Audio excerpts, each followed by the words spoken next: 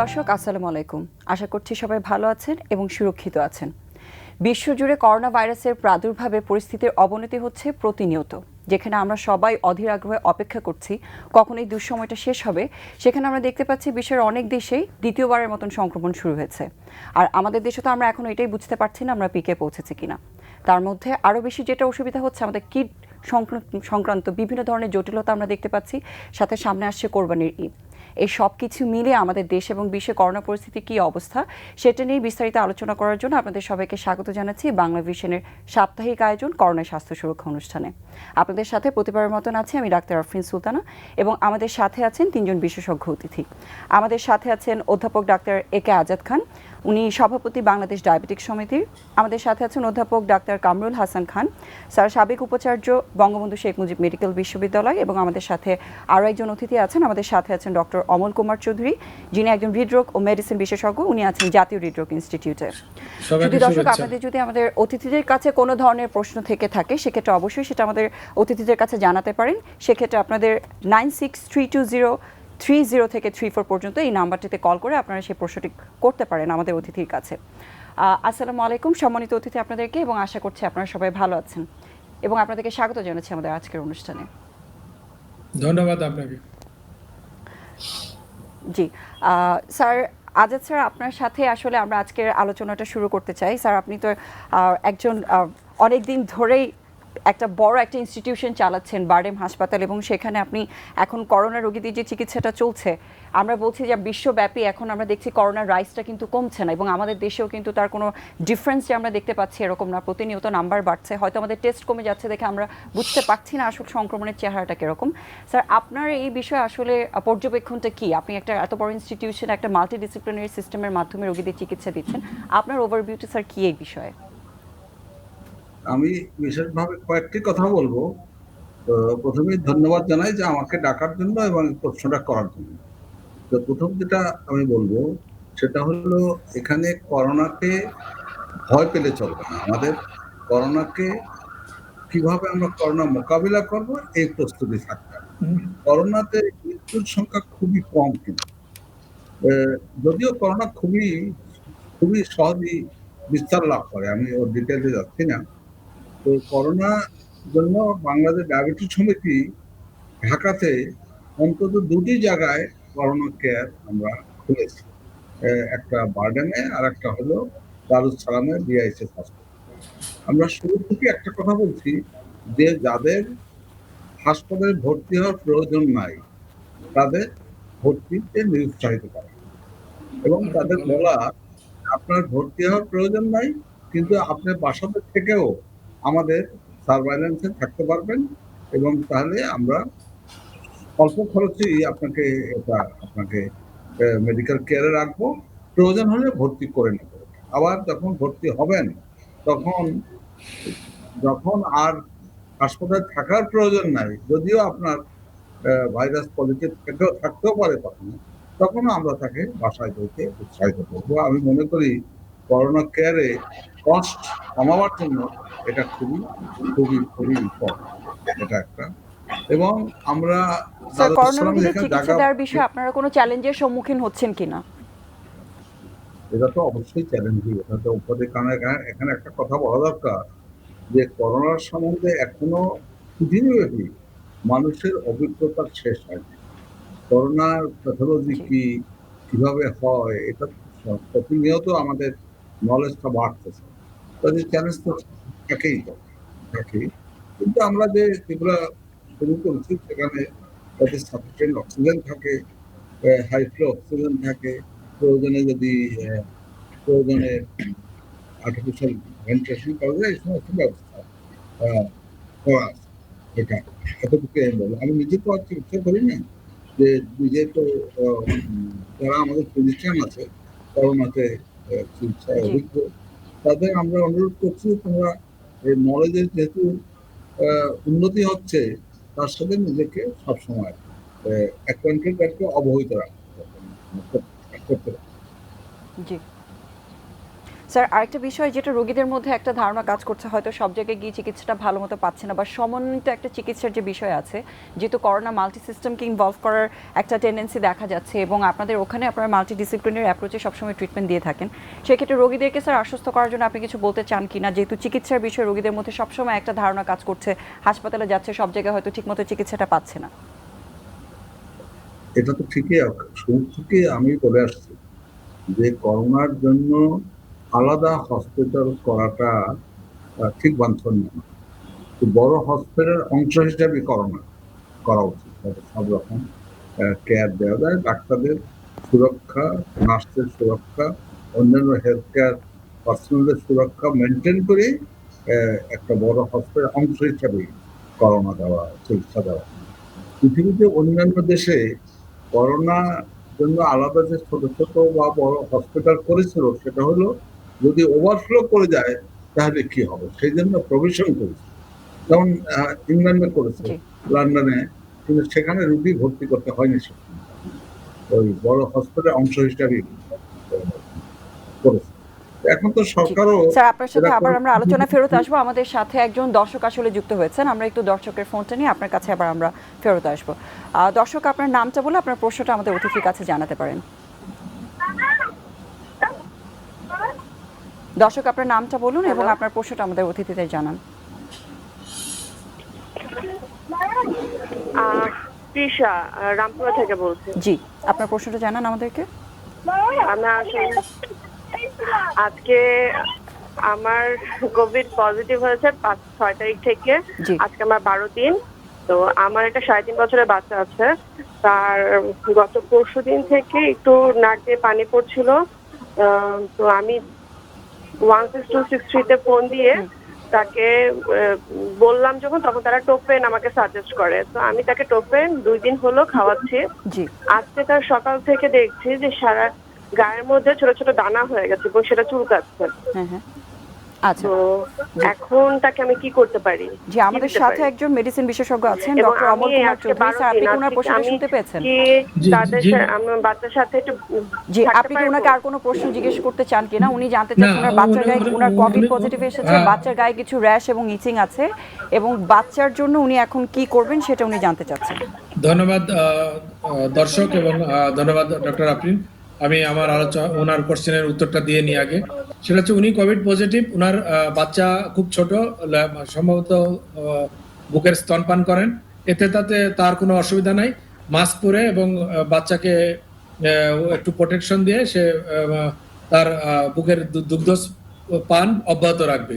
এখন বাচ্চাটার কোভিড হলো কিনা, সে দুইটা সিমটম বলেছে, খুব হার্ড পয়েন্ট অফ কোভিড। একটা বলেছে যে বাচ্চাটাও একটু কম কোল্ডের মতো মনে হচ্ছে, ফ্লু লাইক ইলনেস, যেটা ইনফ্লুয়েঞ্জার মতো মনে হয়। প্রথম যে কোভিডের প্রথম যে ক্যাটাগরি, ফ্লু লাইক ইলনেস, এবং র্যাশ বাড়েছে বাচ্চাদের, কিন্তু rash is the characteristic feature of Covid. এই জন্য আমি বলতে চাই বাচ্চাটার কি টেস্ট করা সম্ভব কিনা, খুব সুন্দরভাবে বাসায় রেখে কাউকে ডেকে কোনো অথেন্টিক ভালো জায়গা থেকে একটু যদি তার করোনা পোস্ট টেস্টটা করা যেত, তাহলে কিন্তু তাকে আগে থাকতে খুব আমরা সাবধানভাবে কেয়ার করতাম। যদিও বাচ্চাদের এতটা ভাইরাল ইনফেকশনে well tolerated by newborn and babies, আমরা জানি হয়তো ঠিক হয়ে যাবে, কিন্তু আমাদের একটু নলেজে থাকলে সুবিধা হতো। জি। আমি অ্যাডভাইস করবো ওনার মাকে বাচ্চাটারও স্যার, কোভিড টেস্ট ওনার একটা কোয়েশ্চেন ছিল, বাচ্চাকে টোফেন খাওয়াচ্ছে, আর কোনো ঠিক আছে, মেডিকেশন কি আপনি ওনাকে অ্যাডভাইস যে করতে যে চান দুটা কিনা? দিয়েছে টোফেন, এর বেশি আর কিছু দিয়ে দেওয়া যাবে না ওই বাচ্চাটাকে। এমনি শুধু অ্যান্টিহিস্টামিন, ওই টোফেন ঠিক আছে, টোফেনটা কন্টিনিউ করুক, জি। আর এর মধ্যে ওনার বাচ্চার টেস্টটা করে ফেলুক, করোনা আরটিপিসিআর টেস্টটা করে ফেলুক। দর্শক, ধন্যবাদ। আশা করছি আপনি আপনার প্রশ্নের উত্তরটি পেয়েছেন। চেষ্টা করবেন আপনার বাচ্চার জন্য টেস্টের ব্যবস্থা করা যায় কিনা সেটা করার জন্য, এবং এখন যে ওষুধটা পাচ্ছে সেটা যাতে উনি কন্টিনিউ করেন। আমাদের সাথে যে অতিথি আছেন আরেকজন, আর অধ্যাপক ডাক্তার কামরুল হাসান খান। স্যার, আপনার কাছে একটা প্রশ্ন করতে চাই। আমরা আলোচনার শুরুতেই যেটা নিয়ে কথা বলছিলাম যে গ্লোবালি যেরকম রাইজ করছে নাম্বার, আমরা এখন চিন্তা করছি আমাদের দেশে হয়তো টেস্টের নাম্বারটা কমে গেছে। হয়তো গত 2 সপ্তাহ ধরে আমরা দেখছি যে 13-14 হাজারের বেশি টেস্ট হচ্ছে না, যেখানে আগে 18-19 হাজার হতো। সেই হিসেবে চিন্তা করলে হয়তো নাম্বারটা কম হচ্ছে, কিন্তু আমরা যখন শতাংশটা দেখছি পার্সেন্টেজ কিন্তু বেশিই আছে, এবং আমরা দেখছি যে ওয়ার্ল্ড র্যাঙ্কিংয়ে যেরকম বাংলাদেশ সংক্রমণের দিক থেকে উঠে আসছে, এশিয়ার কান্ট্রি হিসেবেও কিন্তু উপরের দিকে উঠে আসছে। স্যার, এরকম পরিস্থিতি যে আমাদের টেস্টের যে এখন স্বল্পতাটা চলছে, সেই বিষয়টাকে স্যার আপনি কীভাবে দেখছেন, এবং সেটা আমাদের ম্যানেজমেন্টটাকে কিভাবে এফেক্ট করতে পারে? ধন্যবাদ ডক্টর আফরিন। আমি আমার কথার শুরুতেই আমি গভীর শ্রদ্ধার সাথে স্মরণ করতে চাই যে করোনাতে প্রায় 2,547 জন আমাদের মাঝখান থেকে মৃত্যুবরণ করেছেন। এর মধ্যে আমাদের দেশের বিশিষ্ট ব্যক্তিবর্গ আছেন, রাজনীতিবিদ আছেন, আমাদের চিকিৎসক আছেন, সাংবাদিক আছেন, আইন শৃঙ্খলা বাহিনীর সদস্য আছেন এবং আমাদের মাঝখান থেকে প্রায় 83 জন চিকিৎসক, প্রথিতযশা চিকিৎসক আমাদের ছেড়ে চলে গেছেন এবং প্রায় 1700-1800 চিকিৎসক কিন্তু এখনো আক্রান্ত হয়ে তারা চিকিৎসাধীন রয়েছে এবং 5-6 হাজার স্বাস্থ্যকর্মী, নার্স, অন্যান্য সাপোর্টিং স্টাফ সহ তারা আক্রান্ত হয়ে আছেন আর চিকিৎসাধীন আছেন। তাদের সকলের আশু রোগ মুক্তি কামনা করে আমি আপনার কথায় আসছি। বিষয়টা হলো যে এখন পর্যন্ত আমরা 6 মাস, গত 30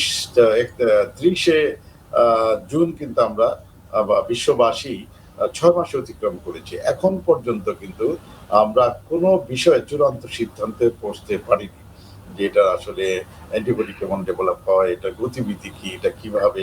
তবে কিছু জিনিস বোঝা গেছে যেটা একটা সুপার স্প্রেডার এবং এখানে আরেকটি বিষয় আমাদের এই প্রথম বিশ্বব্যাপী এরকম 213টি দেশ অঞ্চল আক্রান্ত হয়েছে এবং এরকম ভাবে পুরো বিশ্ব কোনো মহামারী কিন্তু এর আগে সংক্রমণ করেনি। তো সেই হিসাবে এখানে এবার আমরা শুরু থেকে বলছি যে এর চিকিৎসা কিন্তু 2 ধরনের, একটি হচ্ছে সামাজিক চিকিৎসা আর একটি হচ্ছে বৈজ্ঞানিক চিকিৎসা। এবং এবার দেখা যাচ্ছে যারা সামাজিক চিকিৎসা যারা মেনে চলেছে তারা কিন্তু ভালো আছে। তো এই মুহূর্তে আমাদের বাংলাদেশের পরিস্থিতি তো আপনি যেটা বলছেন যে সেখানে কিন্তু আমাদের একই ধারায় যাচ্ছে। এমন ধরুন আজকে বাংলাদেশে আমরা দেখলাম যে সর্বমোট 1,99,357 জন এফেক্টেড হয়েছে এ পর্যন্ত, সেই 8ই মার্চ থেকে। আর অন্যদিকে বিশ্বব্যাপী আমরা দেখতে পাচ্ছি 1,39,00,000 মৃত্যুবরণ করেছে, 5,93,000। এর কি সংখ্যা, সংক্রমণের সংখ্যা বেড়ে যাচ্ছে, মৃত্যুর সংখ্যা বেড়ে। সে কারণে আমাদেরকে যে স্বাস্থ্য বিধি রয়েছে সেটা আরো কঠোরভাবে আমাদের মানতে হবে। কারণ হচ্ছে যে আমরা দেখতে পাচ্ছি যে আমাদের একদিকে জীবন, এতদিন মানুষকে ঘরে আটকে রাখাও একটা কঠিন কাজ, কোনো দেশই পারছে না, সেটা যেমন কঠিন একইভাবে আমাদের স্বাস্থ্যবিধিগুলো কিন্তু সেখানে আমরা কম্প্রোমাইজ করতে পারবো না। আমরা যেটা স্যার, বলেছি টেস্টিং এর বিষয়ে আসলে প্রশ্নটা আপনার কাছে যেটা ছিল, যেহেতু আমরা জানি যে বিশ্ব স্বাস্থ্য সংস্থা বারবার বলেছে যে টেস্ট ছাড়া কি অবস্থা, আমাদের সামগ্রিক অবস্থা কিরকম সেটা বোঝা সম্ভব না, আর সেখানে আমাদের টেস্টের নাম্বারটা এখন কমে গেছে। তার মধ্যে সামনে কোরবানি ঈদ আসছে, হয়তো আরো বেশি মানুষজন, এখন আরো জনসমাগম বেশি হবে, সেক্ষেত্রে টেস্টে এখন সংখ্যাটা কমে গেছে। সেই বিষয়টাকে আপনারা কিভাবে দেখছেন স্যার? এটা বাড়ানোর জন্য কোনো ব্যবস্থা করার সুযোগ আছে কিনা? কারণ লাস্ট 2 সপ্তাহ ধরে কিন্তু এরকমই চলছে যে টেস্টের নাম্বারটা কম হচ্ছে।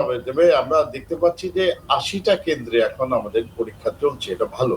আমরা অবশ্যই ধন্যবাদ জানাই সরকারকে যে আমাদের বাংলাদেশে মতো একটা অর্থনৈতিক পরিস্থিতিতে 80টা কেন্দ্রে পরীক্ষা, যেটা যেমন ভালো, একইভাবে টেস্ট কমে গেছে এটা আবার ভালো নয়। কারণ আমরা পরীক্ষাই হচ্ছে একমাত্র পদ্ধতি যেখান থেকে আমরা আসলে সংক্রমণের ধারাটা বুঝতে পারি। আর টেস্ট যদি কমে যায় তাহলে সেটা বোঝা যাবে না। সে কারণে আমরা বলেছিলাম টেস্টে অর্থ আরোপ করাটা না করলে ভালো হতো।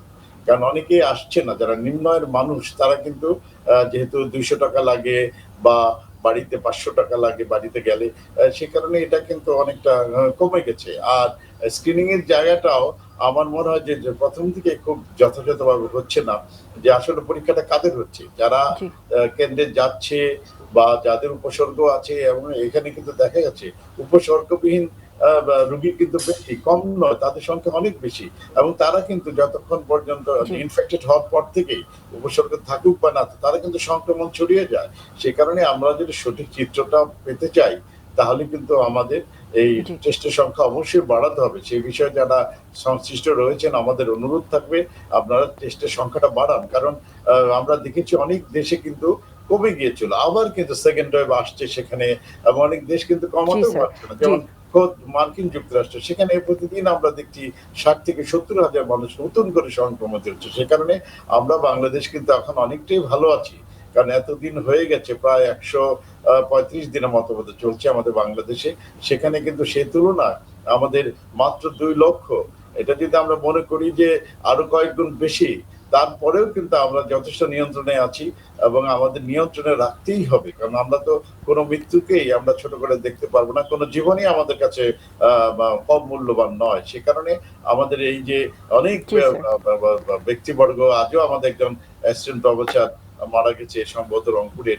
তো সেই হিসাবে আমরা শুধু আমাদের ডাক্তার না, অনেক বিখ্যাত ব্যক্তিরা মারা যাচ্ছে যাদের অপূরণীয় ক্ষতি হচ্ছে দেশের। সে কারণে আমরা মনে করি যে আমাদের যে বিশ্ব স্বাস্থ্য সংস্থা প্রথম থেকে যে নির্দেশনাগুলো দিয়েছে, অবশ্যই তারা খুব আইডিয়াল নির্দেশনা দিয়েছে, আমাদের সেই জায়গাটা থাকতেই হবে। এবং সে কারণে আমরা স্বাস্থ্যবিধি যেভাবে মনে চলবো, একইভাবে আমরা যে পরীক্ষাটা হার বাড়াবো এবং তারপরে পরীক্ষার ডায়াগনোসিস হলে তাদের যে আইসোলেশনে রাখি, তাদের প্রতি আমরা খোঁজ খবর রাখি, আমাদের কোনো ক্রমেই আমাদের কিন্তু ঢিলা হওয়া যাবে না। এবং সামনে যে ঈদ রয়েছে, সেই ঈদকে জি। ঘিরেও কিন্তু আমরা জি, অবশ্যই স্যার। যদিও আমরা আসলে টেস্ট ছাড়া পুরোপুরিভাবে বলাটা খুবই মুশকিল যে আসলে কতটুকু নিয়ন্ত্রণে আছে, যেহেতু আমরা প্রপার নাম্বারটা বা প্রপার পিকচারটা আমরা দেখতে পাচ্ছি না টেস্ট ছাড়া। তারপর আমরা আশা করছি যে হয়তো নিয়ন্ত্রণেই আছে আমাদের দেশের পরিস্থিতিটা। এবং স্যার যেটা বলছিলেন যে সিমটোম্যাটিক রোগীদেরই আসলে এখন টেস্ট করতে হয়তো অনেকটা অসুবিধা হয়ে যাচ্ছে। আমরা আশা করছি এই সমস্যাটার সমাধান হবে যত দ্রুত সম্ভব। আমাদের সাথে একজন দর্শক সংযুক্ত হয়েছেন। দর্শক, আপনি আপনার নামটা বলে আপনার প্রশ্নটা আমাদেরকে জানান। হ্যালো, জি, দর্শক আপনাকে শুনতে পাচ্ছি, আপনার হ্যালো, নামটা বলুন আসসালামু এবং আলাইকুম। আপনার প্রশ্নটা আমাদের বলুন। ওয়ালাইকুম আসসালাম। হ্যালো, জি, আপনাকে শুনতে পাচ্ছি, আপনার নামটা বলে আপনার হ্যালো। প্রশ্নটা জানান। জি আসসালামু আলাইকুম। ওয়ালাইকুম আসসালাম। হ্যালো, আমি কানিজ ফাতিমা বলছি ঢাকা থেকে। হ্যালো, জি বলেন, শুনতে পাচ্ছি আমরা। আমি একজন ব্যাংকার। তো আমার গত রবিবার থেকে আমার একটু মানে যেটা জানা ছিল, গত রবিবার রাতে আমার হঠাৎ করে কাঁপুনি দিয়ে 101-এর মতো জ্বর আসে।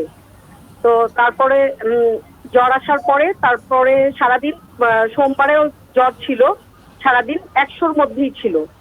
তারপরে 99.7 এর মতো এরকম ছিল। আর আজ 2-3 দিন আবার হচ্ছে যে 99, 98, 97 এই ধরনের টেম্পারেচার থাকতেছে। কিন্তু আমি হচ্ছে যে ভিতর থেকে খুব ঘামতেছি, আর হচ্ছে যে আমার মানে গলায় হালকা ব্যথা, এমনি কাশি খুব একটা নাই, মাঝে মাঝে একটু কাশি আসে।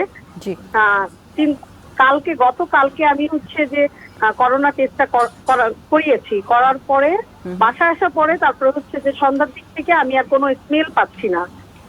তো এখন হচ্ছে যে আমার মনে হচ্ছে যদি আমি করোনা পজিটিভ হয়, যেহেতু জি। আমার রবিবার থেকে আজ পর্যন্ত 5 দিন হয়ে গেল, তো সেক্ষেত্রে আমি কি কোনো ওষুধ মেডিসিন অ্যাডভান্স, আমার রিপোর্ট আসতে আরো 3 দিন লাগবে, জি। তো অ্যাডভান্স কি আমি কোনো মেডিসিন নিব না কি করব, এটা নিয়ে আসলে জি, আমি দর্শক, আপনার প্রশ্নটা বুঝতে দুর্বল পেরেছি, অনেক লাগতেছে। ধন্যবাদ। আর গায়ের মধ্যে কেমন মানে অস্বস্তি একটা ফিলিং।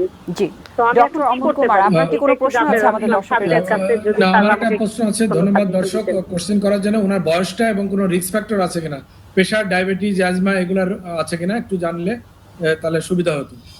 এখন উনি বলেছে, উনি যে সিমটমগুলো বলেছে সেগুলো একবারে আদর্শ করোনার একবারে বুক পিকচার যেটাকে আমরা বলি, একবারে মানে পুঙ্খানুপুঙ্খানুরূপে তার করোনা সাসপেক্টেড কেস। আমরা যে কেসগুলোকে ভাগ করেছি, কনফার্ম কেস, পজিটিভ কেস যেটা আরটিপিসিআর, তারপরে করেছি প্রবাবল এবং সাসপেক্টেড।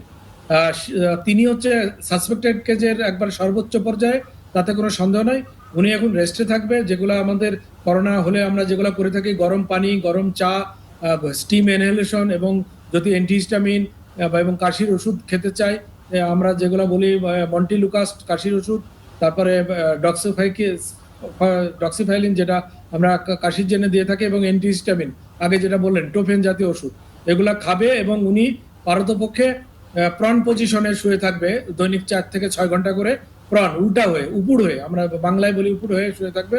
এবং পারলে একটা অক্সিমেট্রি কিনে তার অক্সিজেন স্যাচুরেশন দেখবে। যদি অক্সিজেন স্যাচুরেশন 94 অথবা তার নিচে নেমে যায়, তাকে তার অক্সিজেন থেরাপি লাগবে এবং একটা হসপিটাল সিক করতে হবে। হসপিটাল তাকে আগেই খুঁজে রাখতে হবে। যদি অক্সিজেন স্যাচুরেশন 94 এর নিচে নামে, তখন থেকেই খোঁজা শুরু করতে হবে। যদিও 93 পর্যন্ত হচ্ছে বর্ডার লাইন, কিন্তু 94 থেকেই তাকে একটা সার্চ করে রাখবে। এখন অনেক হসপিটালে আছে, ডেডিকেটেড হসপিটাল আছে, তার কোনো অসুবিধা হবে না, সে যে অক্সিজেন নেবে। কিন্তু বাসায় থাকবে সে 97, 96, 95 এই 3টা পর্যন্ত করবে। অক্সিজেন স্যাচুরেশন মেশিনের দাম, অক্সিমেট্রি মেশিনের দাম খুবই কম। 400-500 টাকাতেও পাওয়া যায়। উনাকে এটা অনুরোধ থাকলে উনি কিনে নেবে, কিন্তু ওনার কোভিড টেস্টের রিপোর্ট জি, ডেফিনেটলি অনেক পজিটিভ আসার ধন্যবাদ কথা। অধ্যাপক অমল কুমার আপনাকে। আশা করছি দর্শক আপনার প্রশ্নের উত্তর পেয়েছেন।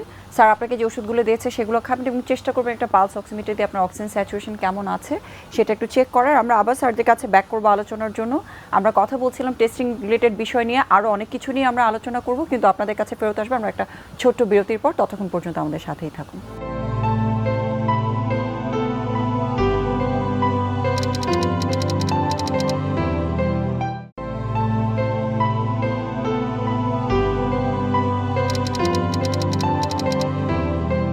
শুধু দর্শক আপনাদেরকে আবারও স্বাগত জানাচ্ছি আমাদের বাংলা ভিশনের সাপ্তাহিক আয়োজন করোনায় স্বাস্থ্য সুরক্ষা অনুষ্ঠানে। আমরা আলোচনা করছি করোনা বিষয়ক বিভিন্ন পরিস্থিতি নিয়ে আমাদের বিশেষজ্ঞ অতিথিদের সাথে। আমাদের সাথে আজকে আছেন অধ্যাপক ডক্টর একে আজাদ খান, অধ্যাপক ডক্টর কামরুল হাসান খান এবং অধ্যাপক ডক্টর অমল কুমার চৌধুরী। বিরতিতে যাওয়ার আগে আমাদের একজন দর্শক প্রশ্ন করেছিলেন তার কিছু উপসর্গ আছে যেগুলো অনেকটা করোনা ভাইরাস সংক্রমণের মতন, এবং সেই বিষয়টা কি করণীয় সেই ক্ষেত্রে পরামর্শ দিয়েছেন আমাদের বিশেষজ্ঞ অতিথি অমল কুমার চৌধুরী। সাথে দর্শক আরও বলে রাখতে চাই, আপনি ওষুধ যেরকম খাবেন সেই সাথে চেষ্টা করবেন আপনার বাসায় কোয়ারেন্টাইন মেনটেন করার জন্য, এবং পরিবারের যে বাকি সদস্যরা আছে তাদের কাছ থেকে আপনি ফিজিক্যাল ডিস্টেন্স বা দূরত্ব বজায় রাখবেন, মাস্ক ব্যবহার করবেন এবং নির্দিষ্ট সময় পরপর অবশ্যই হাতটা পরিষ্কার করে নেবেন। যে স্বাস্থ্যবিধিগুলো মেনে চলার নিয়ম আছে সেগুলো অবশ্যই মেনে চলার চেষ্টা করবেন। অধ্যাপক ডক্টর অমল কুমার চৌধুরী, আপনার কাছে আসলে একটা প্রশ্ন নিয়ে আসতে চাই, যেহেতু আপনি একজন হৃদরোগ বিশেষজ্ঞ এবং আমরা জানি যে করোনা সংক্রমণের যে বিষয়টা সেটা সাধারণত যারা এরকম দীর্ঘমেয়াদী রোগে ভুগছেন, হাইপারটেনশন বা যাদের কার্ডিয়াক প্রবলেম আছে তাদের ক্ষেত্রে সবসময় ঝুঁকিটা বেশি হচ্ছে। এবং আমরা যেটা দেখছি যে করোনা ভাইরাসের যে স্পাইক প্রোটিনটা আছে সেটা এসি ইনহিবিটর জাতীয় যে রিসেপ্টরগুলো আছে সেগুলোকে ব্লক করে কাজ করছে, এবং আমরা হাইপারটেনশনের রোগীদের এসি ইনহিবিটরস যে ওষুধগুলো সেগুলো ব্যবহার করছি। সেই বিষয়ে আপনার বক্তব্যটা একটু জানতে চাই। এবং আরেকটা বিষয় একটু জানতে চাই, সেটা হচ্ছে অনেক রোগীরাই হয়তো কোভিড নেগেটিভ হওয়ার পরও কার্ডিয়াক বিভিন্ন প্রবলেম ফেস করছেন পরবর্তী সময়ে, বা হয়তো এমআই বা এই ধরনের প্রবলেমে পড়ছেন, তাদের ক্ষেত্রে ফলো আপের জন্য আপনার পরামর্শ কি থাকবে? ধন্যবাদ ছোট করে আপনাকে। যদি আমাদের দর্শকদের জন্য বলেন। ধন্যবাদ আপনাকে। এক নম্বর কোশ্চেন বলি যে এসি ইনহিবিটর নিয়ে, এআরবি নিয়ে, এটা ডেইলি নিউজে দৈনিক পত্রিকাতেও এসেছিল। আসার পরে আমাদের পেশেন্টদের মধ্যে একটা তাদের ভিতরে একটা দ্বিধা দ্বন্দ্বের সৃষ্টি হয় যে কারণ এই ওষুধগুলো আমরা বেশি ইউজ করে থাকি সারা জীবন।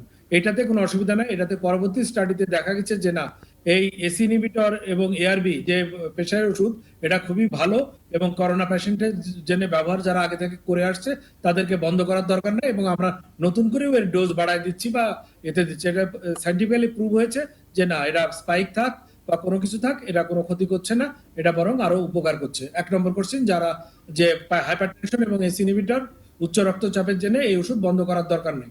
যারা আগে থাকতে খেয়ে আসছে তারাও খাবে, নতুনও আমরা দিতে পারি। সেকেন্ড কোশ্চেন, আপনি বলেছেন যে আরো দুই ভাগে ভাগ করা যায়, যে কোভিড উইথ হার্ট ডিজিজ। যাদের আগে থাকতে এই হৃৎপিণ্ডের অসুখ ছিল তাদের ওষুধের মাত্রাগুলা কিন্তু ঠিক রাখতে হবে, প্রয়োজন ক্ষেত্রে বাড়াইতে হতে পারে, কিন্তু তারা যেন কোনো মতে কোনো হার্টের ওষুধ বন্ধ না করে। আগে যদি অ্যাসপিরিন পেয়ে থাকে, অ্যান্টিকোয়াগুলেন্ট পেয়ে থাকে, রক্ত পাতলার ওষুধ পেয়ে থাকে, ওইগুলা কন্টিনিউ করবে। তাহলে কারণ আমরা দেখেছি আমাদের দেশেও প্রথম 3টা ডেথ কিন্তু সব 3টারই রিং লাগানো রোগী।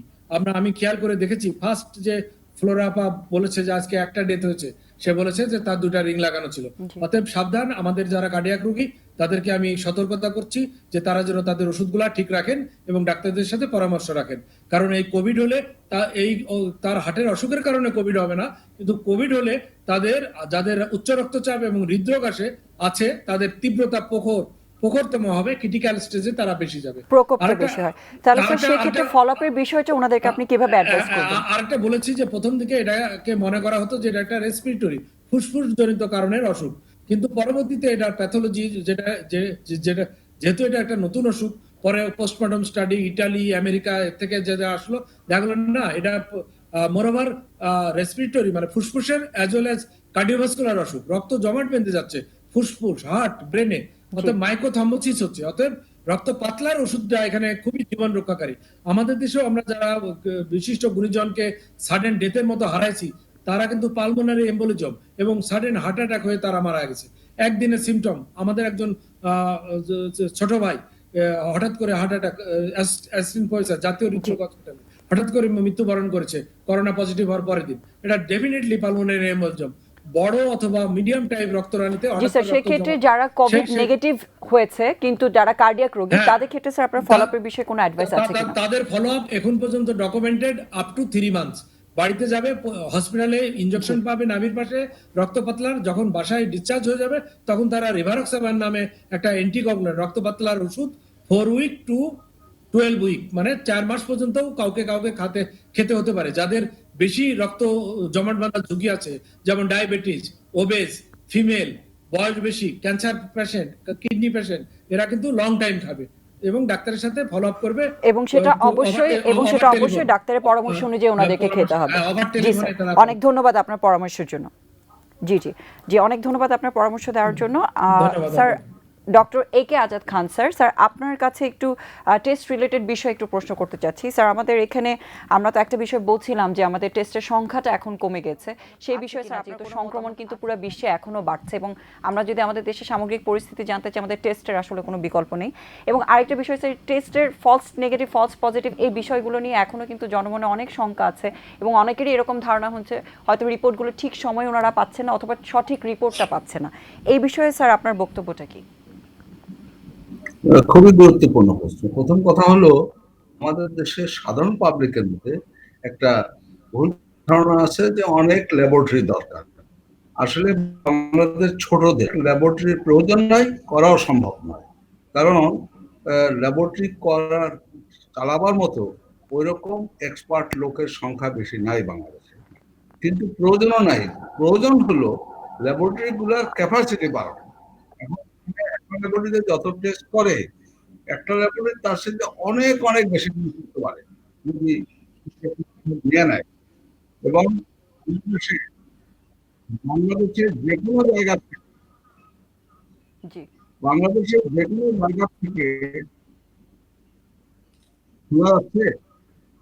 জি স্যার, শোনা যাচ্ছে, আপনি বলুন, আমরা শুনতে পাচ্ছি। কোনো জায়গা থেকে স্যাম্পল ঠিক সময় মতো ট্রান্সপোর্ট করে ঢাকা দিয়ে নিয়ে আসা যায় এবং একটা স্যাম্পল কালেক্ট করলে ঠিক মতো প্রিজার্ভ করলে সেটা 72 ঘন্টার মধ্যেও ল্যাবরেটরিতে আসলে একদম ঠিক আছে। আর ল্যাবরেটরিতে আসার পরেও ডিপ ফ্রিজে বহুদিন রাখা যায়। এই একটা তথ্য আমি দিতে চাচ্ছিলাম। ফলস নেগেটিভ তো এই জাতীয় টেস্ট হয়ে থাকে তো বেশি হবে যদি কালেকশনটা ঠিক মতো না হয়। সব যে নেয় এটা ঠিক মতো না হলে ফলস নেগেটিভ বেশি হবে। দ্বিতীয় হলো যে আপনার কি রিয়েজেন্ট ব্যবহার করছে সেটা বস্তুতপক্ষে যে টেস্ট রিপোর্ট দেওয়া হয় সেখানে কি রিয়েজেন্ট ব্যবহার করছে সেটা দিয়ে দেওয়া উচিত সেটা। এবং এই মেথডে টেস্ট করতে 12 ঘন্টার মধ্যে তো রিপোর্ট দিতে পারার কথা যদি স্যাম্পল ওভারফ্লো না হয়। আমার মনে হয় আমি এখানে শেষ করি, কিন্তু একথা বলছি যে যদি আমরা এটাকে মোকাবেলা করতে চাই তাহলে টেস্ট, আইসোলেট, কোয়ারেন্টাইন এটাই না, কাজে আমাদের টেস্ট সংখ্যা বাড়াতে। জি স্যার, অনেক ধন্যবাদ স্যার। স্যারের সাথে আমরা পুরোপুরি একমত। খুবই আসলে ইম্পর্টেন্ট একটা বিষয়, যেরকম টেস্ট করে তার নির্ধারণ করাটা যেরকম দরকার, এবং স্যার যেটা বলেছেন আমাদের এখানে জনসংখ্যা অনুযায়ী হয়তো আমাদের সব কিছু একইভাবে ম্যানেজ করা সম্ভব না, সেজন্য আমাদের সচেতনতার দিকে গুরুত্ব দেওয়াটা অনেক বেশি ইম্পর্টেন্ট। স্যার, আপনার কাছে আরেকটা বিষয় একটু জানতে চাচ্ছি স্যার। আপনার যেহেতু আপনি বারডেমের মতন একটা বড় সংস্থার সাথে অনেকদিন ধরে সংযুক্ত এবং আপনার বিভিন্ন গ্রুপের মানুষকে, বিভিন্ন এজ গ্রুপের মানুষকে আপনারা চিকিৎসা দিচ্ছেন, যেরকম ছোট থেকে শুরু করে একদম জেরিয়াট্রিক গ্রুপ পর্যন্ত যারা অনেক বয়স্ক, এবং আমরা জানি যে জেরিয়াট্রিক গ্রুপের মধ্যে আসলে করোনা সংক্রমণের ঝুঁকিটা অনেক বেশি থাকছে। আপনাদের ওখানে স্যার এই বিষয়ে ম্যানেজমেন্টের যারা বয়স্ক রোগী আছেন তাদের জন্য স্যার আপনাদের ব্যবস্থাটা কিরকম আছে? যেহেতু বয়স্ক রোগীদেরকে নিয়ে অনেকেই ট্রিটমেন্ট নিতে গিয়ে খুব ঝামেলায় পড়ছেন, যেহেতু তাদের আরও অন্য অনেক কোমরবিডিটিস থাকে। ছোট করে যদি স্যার একটু দর্শকদের জন্য আশ্বস্ত করার মতন যদি কোনো তথ্য দিতেন। প্রথম কথা হলো, আমাদের তো ল্যাবরেটরি টেস্ট করার ল্যাবরেটরি করা হয়, পিসিআর করা হয়েছে এবং আমরা যারা বয়স্ক আসতে পারবে না তাদের স্যাম্পল বাসার থেকেও নিয়ে আসি আমরা। দ্বিতীয় হলো আমাদের যে ডিজিটাল লাইন আছে তার মাধ্যমেও আমরা চিকিৎসা দিয়ে থাকি। এবং ডায়াবেটিক রোগীদের, যেটা প্রফেসর অমল কুমার চৌধুরী বললেন যে যেমন হার্টের রোগীদের, সেরকম ডায়াবেটিক রোগীদেরও তাদের করোনা হলে তার বেশি মারাত্মক হওয়ার সম্ভাবনা। সেজন্য ডায়াবেটিক ও করোনা এই বিষয়ে আমরা বিশদভাবে আলোচনা করে পাবলিকের জন্য ওয়েবসাইটে পাওয়া যায়, এটা দেওয়া আছে। জি অনেক ধন্যবাদ স্যার। আশা করছি দর্শকরা এতে মানে তাদের একটা স্বস্তি আসবে যে যারা এই ধরনের অসুবিধায় পড়ছেন, অনেকেই পড়ছেন হাসপাতালে ট্রিটমেন্ট নেওয়ার ক্ষেত্রে, সেখানে আশা করছি এটা তাদের জন্য একটা স্বস্তি নিউজ হবে। প্রফেসর অমল কুমার, আপনার কাছে একটা প্রশ্ন জানতে চাচ্ছি। আমরা সবাই জানি যে যতদিন পর্যন্ত ভ্যাকসিন আমাদের হাতে আসছে না ততদিন পর্যন্ত আসলে এই করোনা থেকে আমরা মুক্তি পাচ্ছি না। এখন তো বিভিন্ন দেশে বিভিন্ন ট্রায়াল চলছে, আমরা দেখছি অনেকেই হয়তো আশাবাদী যে এই বছরের শেষের দিকে হয়তো ভ্যাকসিন বাজারে চলে আসতে পারে। বহির্বিশ্বের দিকে যদি আমরা তাকাই, সেক্ষেত্রে আপনার এই বিষয়ে আসলে মতামতটা কি, আপনি কতটুকু আশাবাদী এই ভ্যাকসিনের বিষয়ে খুব ছোট করে একটু আমাদেরকে বলবেন, এরপর আমরা কামরুল স্যারের কাছে যাব। আচ্ছা, আমি প্রথমে বলতে চাই যে ভ্যাকসিন তো অনেকগুলা কান্ট্রিতে চলছে, এবং ভ্যাকসিনের চেয়ে বড় কথা যে এই যে করোনা ভাইরাস, এ কিন্তু একা বাঁচতে পারে না। এই জন্য হোস্ট রিজার্ভার রেসপন্স বলে একটা কথা আছে। যখন কোনো এজেন্ট দেখে যে তার ইনফেকশনের জন্য হোস্ট মারা যাচ্ছে, তখন সে নিজে নিজেই তার জেনোমিক ক্যারেক্টার চেঞ্জ করে উইক হয়ে যেতে থাকে, কারণ হোস্ট মারা গেলে কিন্তু সেও মারা যাবে। অতএব এটা যে ন্যাচারাল অ্যাডাপ্টেশন বা অবজার্ভ, এটাকে বলা হয় সিলেকশন ফোর্স। ইউপিডোলজিক্যাল একটা ল্যাঙ্গুয়েজ ইউজ করলাম, জেনেটিক্যাল ল্যাঙ্গুয়েজ ইউজ করলাম, সিলেকশন ফোর্সেই এই ভাইরাসটা উইক হতে বাধ্য। কারণ আমরা দেখেছি, আমরা পরগাছা দেখেছেন যে গাছে থাকে, সূর্য আলো থেকে সে আলো বাতাস নেয়, কিন্তু গাছের কোনো ক্ষতি করে না। আমরা আসলে জানতে চাচ্ছি, আমরা এই ভ্যাকসিন এই বছরের শেষে আসবে, এই বিষয়ে কতটুকু আশাবাদী হতে পারি? আমরা আশাবাদী যে in the mean time vaccine আমরা পাবো, যেটা লন্ডনে শুরু হয়েছে। জি অবশ্যই, আমরা আসলে ওটাই আশা করছি, যত দ্রুত আমাদের কাছে প্রতিষেধক আসবে তত দ্রুত আমরা এই রোগ থেকে মুক্তি পাবো। কামরুল স্যার, আপনার কাছে আমাদের যে প্রশ্নটা, আমরা জানি যে আমাদের সামনে কিছুদিন পরে কোরবানির ঈদ আসছে, এবং এই সময়ে সবাই হয়তো গরুর হাটে জনসমাগম করবে, বা কোরবানির বিষয় নিয়েও হয়তো অনেকেই, যেহেতু এটা একটা ধর্মীয় উৎসব, অনেকেই এই বিষয়ে হয়তো অনেক এক্সাইটেড থাকেন, এবং জনসমাগমগুলোকে হয়তো অ্যাভয়েড করা অনেক ডিফিকাল্ট হয়ে যাবে। স্যার, এই বিষয়ে আপনার পরামর্শটা কি? এবং আরেকটা বিষয় হচ্ছে, আমাদের দেশে করোনা পরিস্থিতিও এখন বেশ খারাপ, এবং সাথে চলছে বন্যা বিভিন্ন জায়গায়। এই দুটো বিষয় যদি স্যার আপনি আমাদেরকে একটু বলতেন যে আপনার কি পরামর্শ থাকবে সবার জন্য, বা প্রশাসনের কাছে আপনার কোনো এই ধরনের পরামর্শ আছে কিনা, এই পরিস্থিতি কিভাবে সামাল দেওয়া যায় ভালোভাবে? ধন্যবাদ ডক্টর আফরিন। আমরা খুব স্বাভাবিকভাবে কিছু চিন্তা করি যে জীবন এবং জীবিকা দুটি আমাদের দেখতে হবে, কিন্তু জীবনকে বাদ দিয়ে কিন্তু জীবিকা নয়। সে কারণে আমরা বাংলাদেশে যে পরিস্থিতি এখনো আছি, আমরা মনে করি যথেষ্ট নিয়ন্ত্রণে আছে। এই নিয়ন্ত্রণ যেন আমাদের হাতছাড়া না হয়ে যায়, সেই সুযোগটা যেন আমরা করোনা ভাইরাসকে না দিই। সে কারণে আগামী ঈদকে ঘিরে আমাদেরকে কঠোর স্বাস্থ্যবিধি মেনে চলতে হবে। এখানে আমাদের স্বাস্থ্যবিধি শিথিল করার কোনো সুযোগ নেই। এখন আমাদের একটা ধর্মীয় অনুভূতি আছে, সেটার প্রতি আমাদের যেরকম সম্মান দেখাতে হবে। যেমন ধরেন যে আমি বেশ কিছুদিন টেলিভিশনে পত্রপত্রিকায় যে পরামর্শটা দিয়েছি যে সৌদি আরবে আপনার হজ সময় আপনার ব্যাংকে টাকা জমা দিয়ে দিলেই কিন্তু হজের বাকি দায়িত্বটা কর্তৃপক্ষ করে।